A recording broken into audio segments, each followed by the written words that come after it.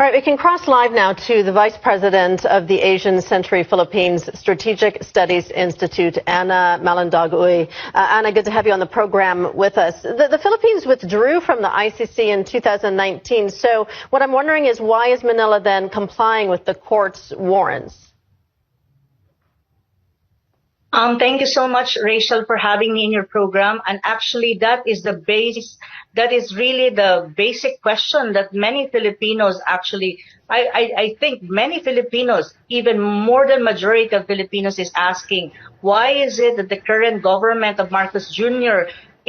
had surrendered a former president to the ICC when in fact the Philippines, as far as we are concerned, is not anymore part of the ICC. So really and substantially speaking, the ICC has no jurisdiction over us, and this is actually being considered by this happening right now, and being our former president being brought to the ICC is actually a blatant assault to our sovereignty as a country. They're interfering in our internal affairs, and one thing that I can tell you, Rachel, our country is not a failed state, and it means that our judiciary, our courts are functioning and very vibrant. And in the ICC, there's such a thing as complementary principle, that the ICC will only to a country if you're a member, if your courts are not functioning anymore. But that is not the case of the Philippines. So basically, this kind of happening is something that is a very sad story for us Filipinos,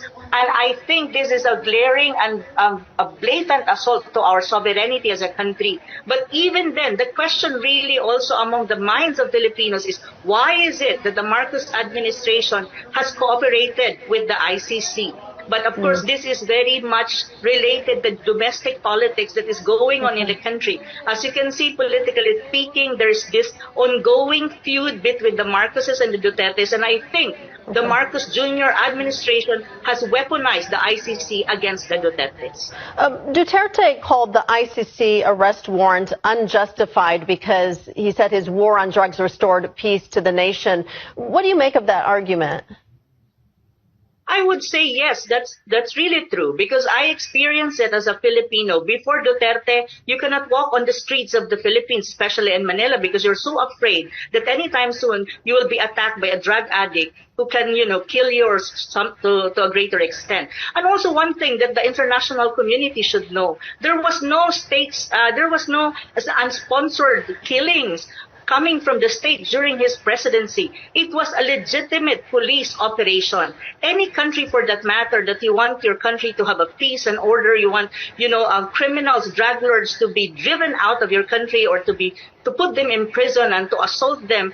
It's a legitimate action coming from the state, and I think our former president was just doing job.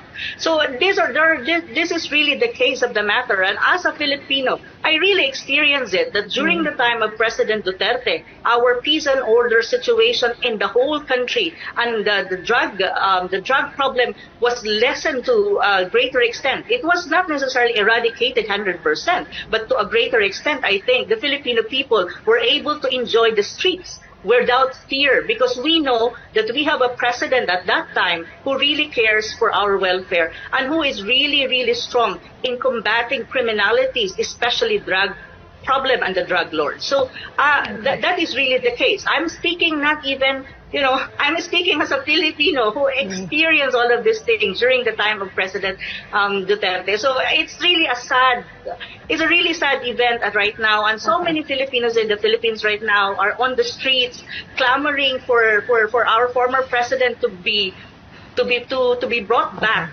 to the Philippines, because he's already 80 years old as well. He's quite too old. Okay, we're going to leave it there. Vice President of the Asian Century Philippines Strategic Studies Institute, Anna Malandog-Uy. Anna, thank you.